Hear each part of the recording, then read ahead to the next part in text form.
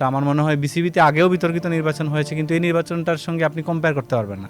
মানে একদম যারা হচ্ছে কাউন্সিলর, যারা জেলা পর্যায়ের বা বিভাগীয় পর্যায়ের, তারা ওপেন সিক্রেটলি বলছেন যে তাদেরকে কিভাবে চাপ দেওয়া হচ্ছে। এটা একটা সেপারেট মন্ত্রণালয় হিসাবেই কাজ করছে। নাজমুল হাসান পাপন নিজে একজন ইলেক্টেড এমপি ছিলেন, ওই জায়গা থেকে তার উপরে আসলে এসে এখানে কেউ কোনো ক্রীড়ামন্ত্রীও কখনো ইন্টারফেয়ার করে নাই। একটা প্রজন্মের বিশ্বকাপ শেষ হয়ে গেল, পরে বিশ্বকাপ বাংলাদেশ খেললে অনেক প্লেয়ার খেলতে পারবে না। সিকিউরিটি রিজন অবশ্যই এটা অনেক বড় ইনভেস্টিগেশনের ব্যাপার, কি সিকিউরিটি রিজন ছিল। এর বাইরে আসলে প্লেয়ারদের সাইড থেকে আসলে ওরকম কোনো না ছিল না যে ওয়ার্ল্ড কাপ খেলবো না, বরং হ্যাঁ ছিল খুব স্ট্রংলি।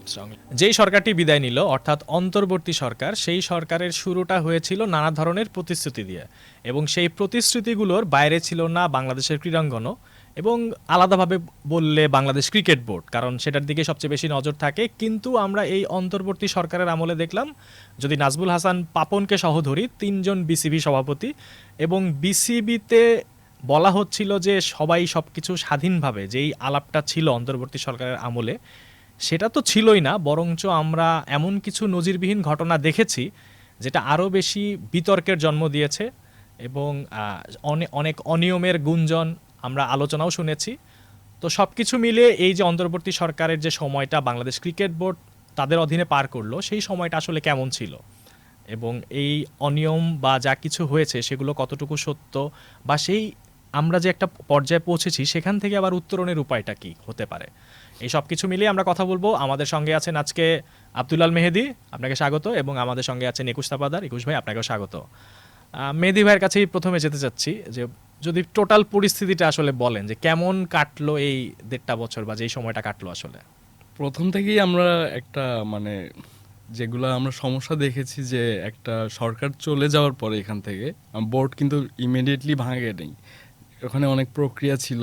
আমরাই প্রথম মনে হয় লিখেছিলাম যে এরকম কি প্রক্রিয়ায় আসলে চেঞ্জটা হয়তো করা হতে পারে। বোর্ড থেকে আমরা যে ইনফরমেশন পাই যে এনএসসি কোটা, ওখানে আমরা দেখলাম এনএসসি কোটা থেকে একটা চেঞ্জ করার তাগিদ দেয়া হয়, এবং খুবই তাড়াতাড়ি হয় জিনিসটা।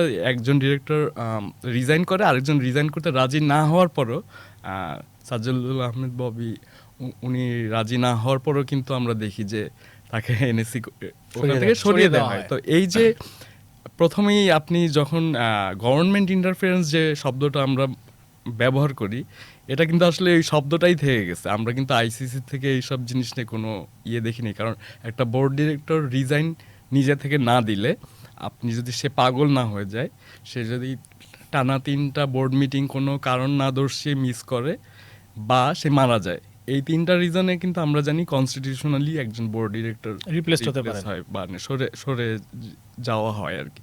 কিন্তু ওটার কোনো কিছু ববি ভাই বলেছে আমাকে পারলে দেখাক যে আমি পাগল হয়ে গেছি আর কি, এটাও বলেছে আর কি। কিন্তু এগুলা কিন্তু আমরা কোনো আসলে প্রক্রিয়ায় কিন্তু ওগুলো কিছুই ফলো হতে দেখিনি।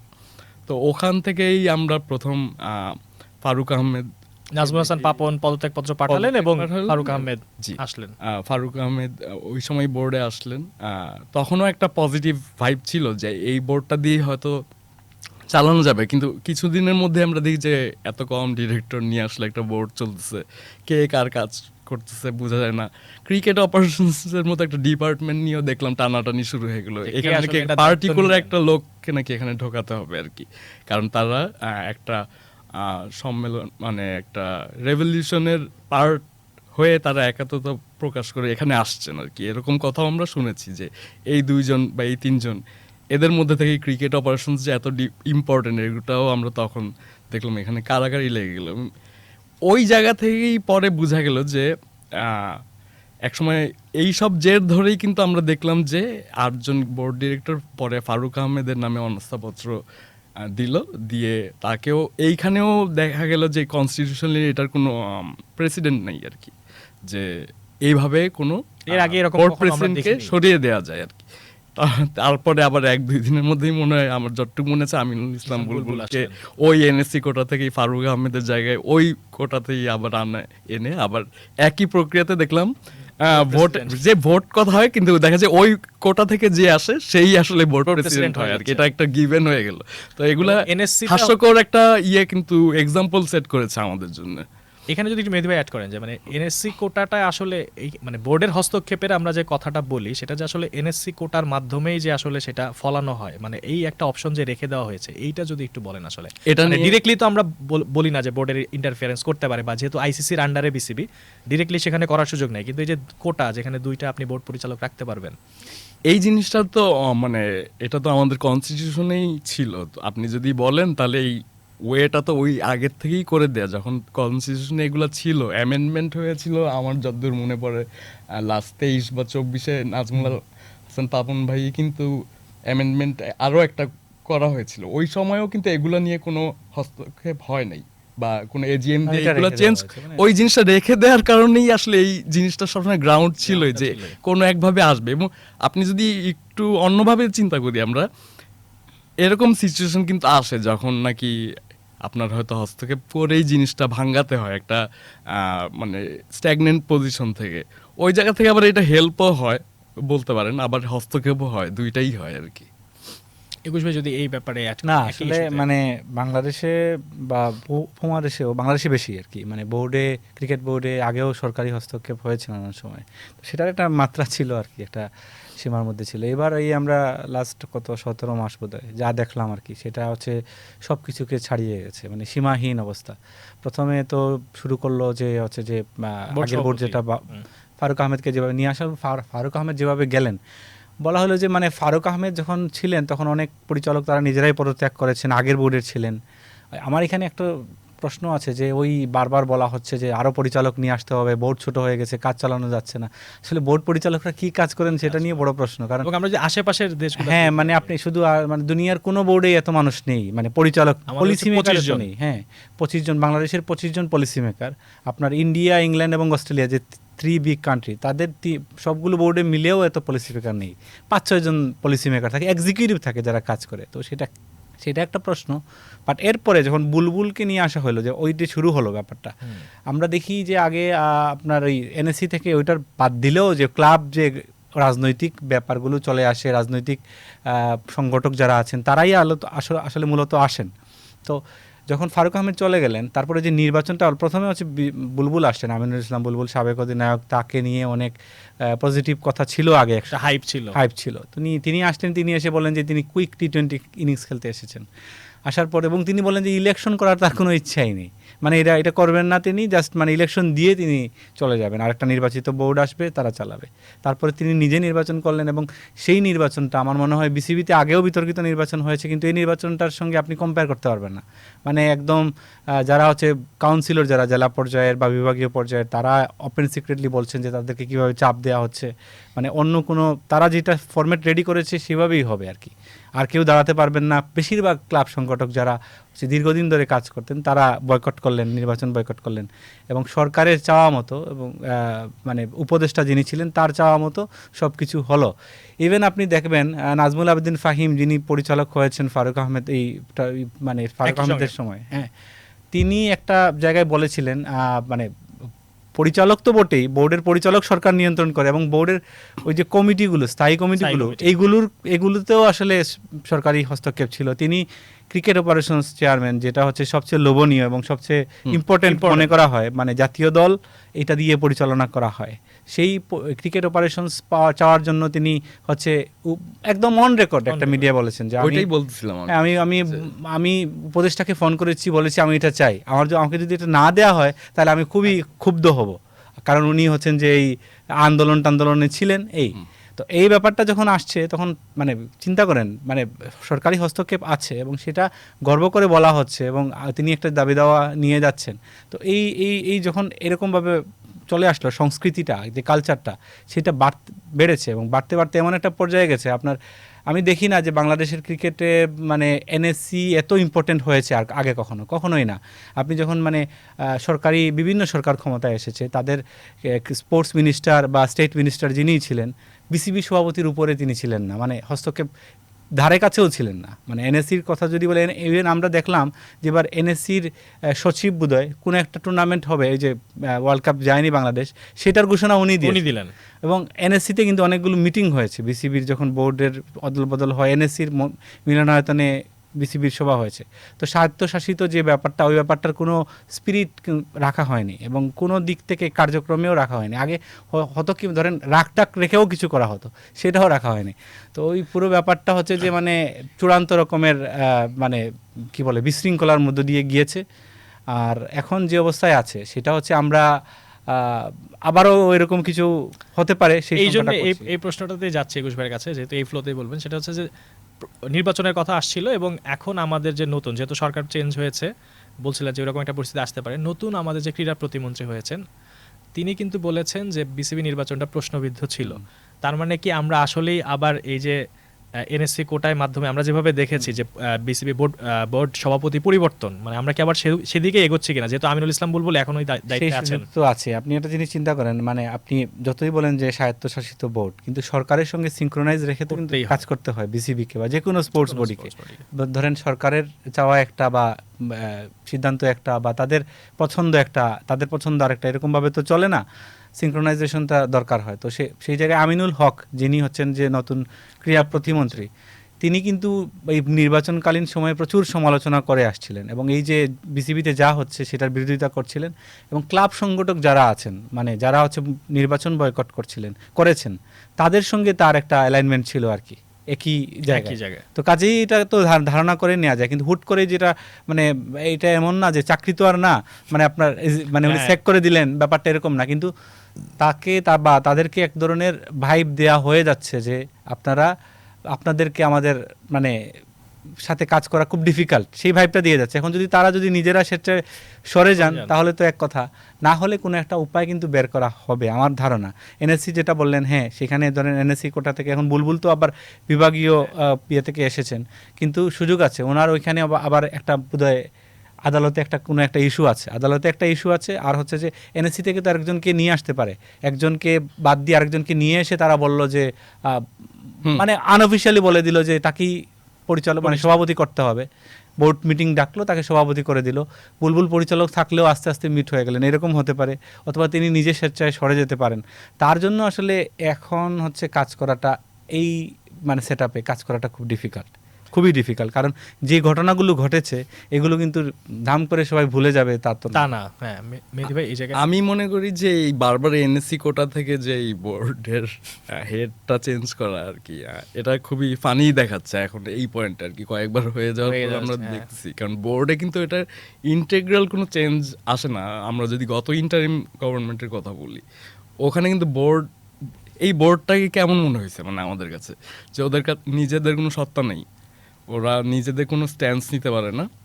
মানে এখনকার যে এক্সিস্টিং বোর্ড আছে মানে ওই সময় থেকে 5ই আগস্টের পর যখন নাজমুল হাসান পাপনের বোর্ডটাকে হালকা ভেঙে আর কি যখন চেঞ্জের প্রক্রিয়া শুরু হয়, ওই সময় থেকে বলতেছি, ওই সময় কিন্তু দেখে তারপর থেকেই মনে হয়েছে এদের আসলে কোনো নিজেদের স্ট্যান্স নাই বা নিজেদের সে নাই। ওরা হচ্ছে গাইডেড, কোনো একটা সাইড থেকে তারা গাইডেড, যা বলা হয় ওইভাবেই করে। বিপিএল করতে বলা হলে করে, টুর্নামেন্ট আবার ঢাকা প্রিমিয়ার লিগের মতো একটা মেজর টুর্নামেন্ট ওখানে দেখা গেছে প্লেয়াররা আগের তুলনায় 20-30% পেমেন্টে কাজ করছে, মানে যেখানে আপনি 100% ধরলে ওখানে 30% পেমেন্টে বাধ্য হয়েছে কম্পারিজনে। এগুলা কিন্তু এই প্রক্রিয়াগুলো কিন্তু আমরা দেখেছি অনেক জায়গায় হচ্ছে। তারপর এক সময় দেখলাম যে ডোমেস্টিক লিগগুলাই ঠিক মতো চলে না, কিন্তু এগুলো নিয়ে বোর্ডের কিন্তু আমরা খেলা চালাতে যাই, আমরা ক্লাবদের সাথে বসতে চাই, কিন্তু এর বাইরে আমরা আসলে এই রকম প্রবলেম যদি আপনার মানে গভর্নমেন্ট ইন্টারফিয়ারেন্স বলেন বা ইলেকশনের কারণে বলেন যদি হয়ে থাকে, তাহলে এটা তো ওইখান থেকে সলভ হওয়ার কথা। তাহলে আপনি ওইখান থেকেও সলভ করলেন না, আবার এইখানের বিসিবি থেকেও করলেন না। গত কয়েকদিন ধরে আমার বিসিবির অফিসিয়ালদের সাথে যেই সব কথা হয়েছে, তারা বলে যে এই মানে বিসিবি আমরা সবসময় দেখছি যে একটা মন্ত্রণালয়ের মতো, আসলে এটা একটা সেপারেট মন্ত্রণালয় হিসাবেই কাজ করছে। নাজমুল হাসান পাপন নিজে একজন ইলেক্টেড এমপি ছিলেন, ওই জায়গা থেকে তার উপরে আসলে এসে এখানে কেউ কোনো ক্রীড়ামন্ত্রীও কখনো ইন্টারফেয়ার করে নাই। ওই জায়গাটা কিন্তু বিসিবি খুবই সলিড যাই। হ্যাঁ অবশ্যই অনেক ভুল আছে, আমরা অনেক সমালোচনা করেছি ওই নাজমুল হাসান পাপনের বোর্ড যতবার হয়েছে, অনেক সমালোচনা ছিল, কিন্তু এই জায়গাটায় কিন্তু তারা যে একটা ফিক্সড স্ট্যান্স নিতে পারে ওইটা কিন্তু দেখা গেছে। ছোটখাটো ডিভিশন তো সব জায়গায় থাকে, এই এতগুলা ও যেটা বললো 21 যে এই যে 25 জন ডিরেক্টর থাকলে কিছু তো গ্যাঞ্জাম থাকে, বাট তারপরেও কিন্তু আমরা একটা স্ট্যান্স নিতে দেখেছি। আপনি এই বোর্ডের যে স্ট্যান্স নেওয়ার যে অ্যাবিলিটি নাই, ওটা কালমিনেশন কিন্তু হইলে এই যে T20 ওয়ার্ল্ড কাপ না খেলতে পারা যে আর কি, যে একসময় তাদের যা বলা হয়েছে ওইটাই হ্যাঁ হ্যাঁ জি ওকে ওভাবেই সেটেল করা হয়ে গেছে। এখন হয়তো তারা অনেককে অনেক কিছু মুখ খুলতে পারে যে আমাদের পছন্দ হয় না এই ব্যাপারটা, আমাদের ফোর্স করা হয়েছে, কিন্তু এটা একটা স্বায়ত্তশাসিত বোর্ড হলে আপনি কেন নিজের কথা বলতে পারেননি? আপনি resign বলতেন যে করতেন। আমি খেলতে চাই, আমাকে দেয়া হচ্ছে না।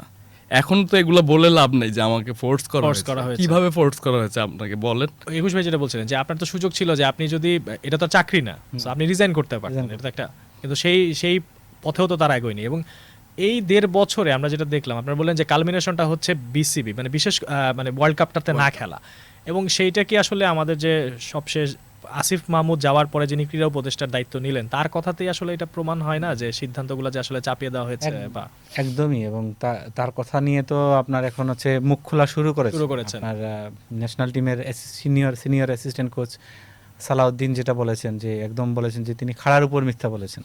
আসলেই বলেছেন তিনি, তারা সিদ্ধান্ত নিয়েছেন বাংলাদেশ টিম যাবে না, সরকার থেকে সিদ্ধান্ত এসেছে, বিসিবির এখানে কিছু ছিল না। বিসিবি জি হুকুম, মানে বিসিবির পরিচালক বা সভাপতি জি হুজুর করে সেটা বেসিক্যালি ডিসিশনটাই তাদের না, হ্যাঁ, এই এবং বুঝাইছে আমাদের। এক্স্যাক্টলি, এবং সেটা তারা বলেছেনও, এমন না যে তারা বলেননি। এবং প্লেয়ারদের সঙ্গে যেদিন তাদের সিদ্ধান্ত জানিয়ে প্লেয়ারদেরকে বলেছেন, মানে প্লেয়ারদের মতামত তো আর জানতে চাওয়া হয় নাই। তারা যে সিদ্ধান্ত নিয়েছেন সেটা আবার প্লেয়াররা তো জানে, সেটা আবার বলেছেন যে আমরা এই সিদ্ধান্ত নিয়েছি, অফিসিয়ালি হ্যাঁ, প্লেয়ারদেরকে জানানো বলা আমরা যাচ্ছি। হয়েছে। হ্যাঁ, তারপর বেরিয়ে এসে বলেছেন যে এটা হচ্ছে তাদের সরকারের সিদ্ধান্ত। তারপরে বেশ কয়েকদিন পরে তিনি যখন বললেন যে না, এটাও তো প্লেয়াররা এবং বিসিবি মিলে নিয়েছে, আমাদের কি। তো ওইটা তো হচ্ছে যে মানে সবার তো হার্ট হয়েছে, কারণ ওই যে তাদের যে সিদ্ধান্তটা সেটার সঙ্গে তো প্লেয়াররা একমত ছিল না, এবং তারা যে একমত ছিল না নানানভাবে বুঝিয়েছে। লিটন কুমার দাসকে একটা প্রেস মিটে জিজ্ঞেস করা হয়েছিল যে এই যে বিসিবির সিদ্ধান্ত আপনার কি মত, তিনি বলেছেন নো কমেন্ট। একজন চুক্তিভুক্ত খেলোয়াড় যখন বলেন নো কমেন্ট, এর চেয়ে বড় স্টেটমেন্ট আর কি হতে পারে। তো কাজেই তাদের এটাতে একমত ছিল না, এবং অফ দ্য রেকর্ড আমরা জানি যাদের সঙ্গেই কথা হয় তারা প্রত্যেকেই হচ্ছে বিশ্বকাপটা খেলতে চেয়েছিলেন। তো তাদের সঙ্গে ওই যে পলিটিক্স বা অন্যান্য বিষয় এগুলো নিয়ে তারা ভাবছিলেন না, তারা ক্রিকেট এবং খেলতে চেয়েছিলেন। তো তারা যখন হার্ট হয়েছেন যে তাদের বিশ্বকাপ স্বপ্নটা, একটা বিশ্বকাপ শেষ হয়ে গেল, একটা প্রজন্মের বিশ্বকাপ শেষ হয়ে গেল, পরে বিশ্বকাপ বাংলাদেশ খেললে অনেক প্লেয়ার খেলতে পারবে না, তো ওইটাতে তারা খুবই হৃদয়ে একটা রক্তক্ষরণ হয় না। তখন আবার পরে যখন শুনলেন যে না, এটা নাকি তাদেরই সিদ্ধান্ত ছিল, সেটা তো খুবই হার্ট হওয়ার বিষয়। কিন্তু আমরা কিন্তু কোনো প্লেয়ারের মুখ থেকে কখনো শুনি নাই যে তারা নিজ, মানে কোনো একজন প্লেয়ার নিজ মুখে বলেছেন যে ওকে এটা আমাদেরই সিদ্ধান্ত বা আমাদের সঙ্গে আলোচনা। একজনের কাছেও শুনিনি, এরকম আসার কথাও না, কারণ ওরা তো তারা হতাশা দুঃখবোধ যা কথা হচ্ছে ওটাই তো মানে আমরা তো রিপোর্টও করেছি যে অ্যাকচুয়ালি সব প্লেয়াররা ওই সময়ও মানে ওয়ার্ল্ড কাপ খেলার জন্য রেডি, এবং ওই মিটিংয়েও আসলে ওগুলাই বলা চেষ্টা করা হয়েছে যে, বাট যেটা হয়েছিল যে বলছে যে ডিসিশন তো অলরেডি আমরা নিয়েছি, কেন নিয়েছি এটা হালকা পাতলা বোঝানোর জন্যই নাকি ওখানে ডাকা হয়েছিল আর কি। তো ওইটা প্লেয়ার আসলে ওরকম ইন্টারেস্টেড ছিল না যে কেন নিচ্ছে না, ওদের কথা ছিল যে আমরা তো ওয়ার্ল্ড কাপ খেলতে চাই আর কি।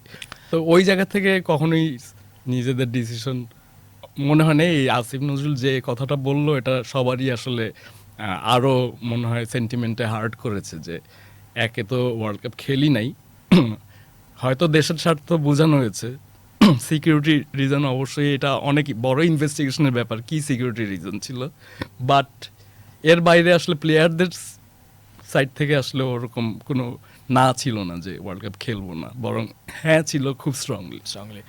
এবং আমরা তো বিসিবি সভাপতি বা যিনি হেড তাকে নিয়ে কথা বললাম বা বিসিবি, কিন্তু এই এক্সিস্টিং বোর্ড হয়তো পরিবর্তন আসতে পারে, সেটার একটা সম্ভাবনা আছে, কিন্তু এক্সিস্টিং বোর্ডের যারা এখনকার যেসব বোর্ড পরিচালক আছেন, মানে তাদেরকে নিয়েও তো আসলে খুব অল্প সময়, যদিও নির্বাচনের পরে কয়েকটা মাস গেছে, বিসিবি নির্বাচন হলো মেবি অক্টোবরে, 4-5 মাস, মানে তাদের মধ্যেও তো মনে হচ্ছে যে সমন্বয়হীনতাটা খুবই প্রকট। এরা কে কি করে একটু কেউ কি বলতে পারবে বুঝায়? কারণ হচ্ছে গিয়ে এক বোর্ড ডিরেক্টর বলছে যে এই 6 মাসে ফারুক ভাই যাওয়ার সময় থেকে শুরু করে নতুন বোর্ডে এই যে ইলেকশন এই টাইমে নাকি এমন ম্যাচ হয়েছে, করাপশন হয়েছে বোর্ডে, যেটা নাকি প্যারালাল করে হচ্ছে গিয়ে পাপন ভাই যে এত বছর ধরে 4টা টেনিউর অলমোস্ট 4টা টেনিউর না 12 বছর 15 বছরের টেনিউর নাকি ম্যাচ করেছে, হচ্ছে গিয়ে ছাড়িয়ে গেছে, মানে হয়তো এটা অ্যামাউন্টে ছাড়ায় নেই, জাস্ট মানে যে পার্সেন্টেজ percentage, পার্সেন্টেজে হ্যাঁ, ছাড়া percentage-টা। গেছে এরকম হয়তো একটা মিন করেছে, এবং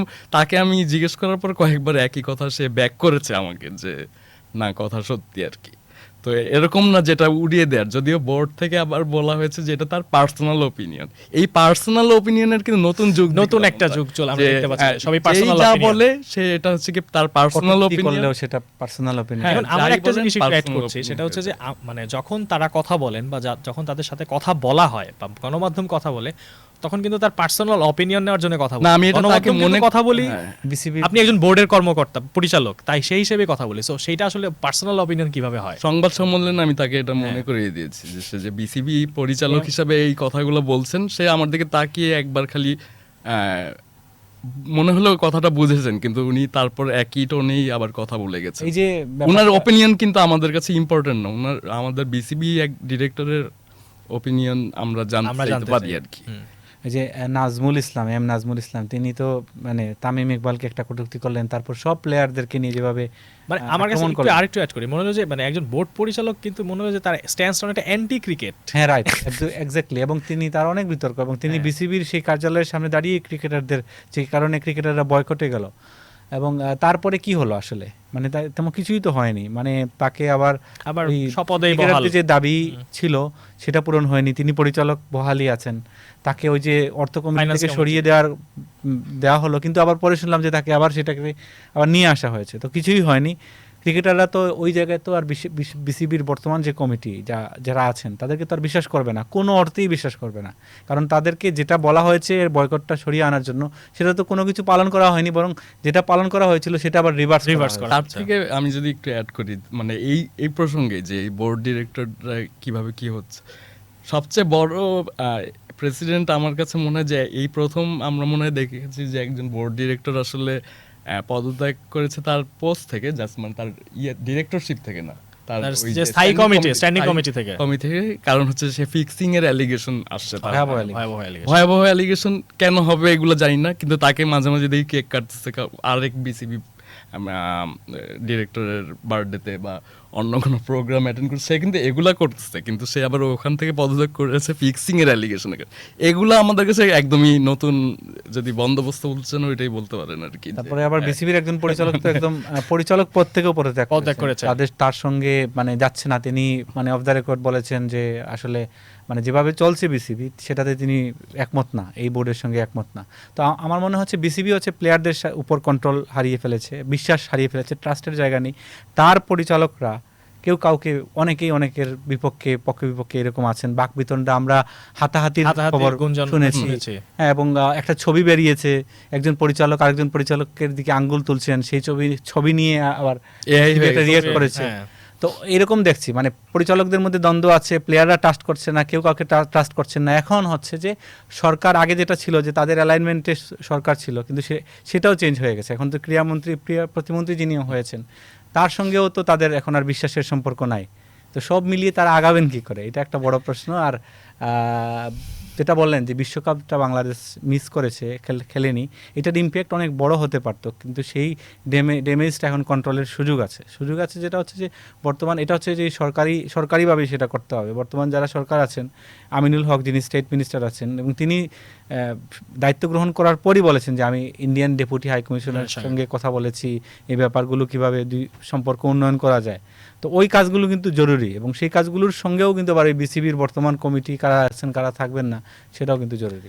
21 ভাইয়ের কথাই মানে বলতে চাচ্ছি যে এখন যে পরিস্থিতি, এখানে আসলে প্রশ্নই বেশি থাকছে, উত্তরটা আসলে তো আমাদের জানা নেই। কিন্তু এই শেষ করার আগে মেহেদী ভাই যদি আর কিছু যোগ করতে চান এখনকার।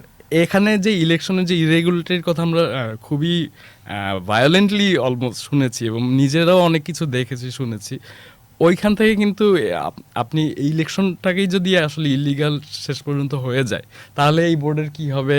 তাহলে হয়তো আবার নতুন করে ইলেকশন ডাকতে হবে, আগে যা হয়েছিল সবই ভুলে যেতে হবে, এরকমও হতে পারে। আইনি সমাধান সমাধানের কথাই বলতে বাট পারেন। আমি চাই যে এভাবে অর্ধেক বোর্ড না চালিয়ে, কারণ আমার স্থিতিশীলতা কাছে আসুক। ইনফরমেশন আছে যে ওই যারা আসলে যেই সব প্রক্রিয়ায় লোকজন ধরেন অ্যাপয়েন্টমেন্ট দেওয়া হয়েছে বোর্ডে ওই সময়ের পরে আর কি, 5 আগস্টের পরে, ওখানে কিন্তু ইয়ে ছিল না, আসলে ক্ল্যারিটি ছিল না, বা আপনি যদি বলেন স্বচ্ছতা ছিল না, যে যেই কথাগুলো বলা হয়েছে যে প্রমোশনগুলো দেওয়া হবে পারফরমেন্সের ভিত্তিতে, কে কিরকম কাজ করে ওগুলার জাজমেন্টে, মানে আমি কিন্তু অফিসের এইচআর রিলেটেড কথা বলছি আর কি, যে নর্মাল অ্যাপয়েন্টমেন্টগুলো ক্রিকেট বোর্ড রিলেটেড বোর্ডের, ওইখানে কিন্তু এগুলা কমপ্লেন উঠছে যে এরকম এরকম লোক ঢোকানো হয়েছে যারা নাকি অন্য আগের ওই যে ওই সময়ের ক্রীড়া প্রতি অ্যাডভাইজার, স্পোর্টস অ্যাডভাইজার যারা আছে তাদের ইয়েতে নাকি সুপারিশেই ওগুলো, ওই লোকগুলো এখন আছে। আমার কথা হলো যে কে এরকম আধা আধা করে কি আসলে বোর্ড চালানো যায় নাকি, বা আসলে সামনে কি হবে? কারণ আইসিসির যে কোনো হস্তক্ষেপ নেই, এটা তো মনে হয় মানে আইসিসির যে আসলে কোনো মাথা ব্যথাও নেই এইসব হস্তক্ষেপে, এটা তো আমরা কি অ্যাগ্রি করতে পারি নাকি? আইসিসি ধরেন মানে একদম পুরাপুরি বোর্ডকে যদি কেউ ভেঙে দেয় সরকারি সিদ্ধান্তে, সবাইকে বের করে দিল, এরকম কিছু এইরকম ক্ষেত্রে না হলে মানে ওরকম হবে না। না হলে ওই যে আপনি যেটা বললেন যে অপশন তো আসলে ক্রিয়েট করাই আছে, হ্যাঁ, বারবারই আসলে ইউজ create হচ্ছে করা আর কি, আছে, দেখছি use আমরা, করা এবং এটা কিন্তু সামনে আরো খারাপ রেজাল্টই আসবে আমার যেমন হয়, এরকম যদি চলতে থাকে আর কি। আপনাদের দুজনকে অসংখ্য ধন্যবাদ। এই যে ক্রিকেট বোর্ড নিয়ে আমরা আলোচনা করলাম, সেখানে আমাদের আসলে এখনো অনেক প্রশ্ন আছে, সেই প্রশ্নগুলোর উত্তর হয়তো সামনে খুব শিগগিরই পাওয়া যাবে।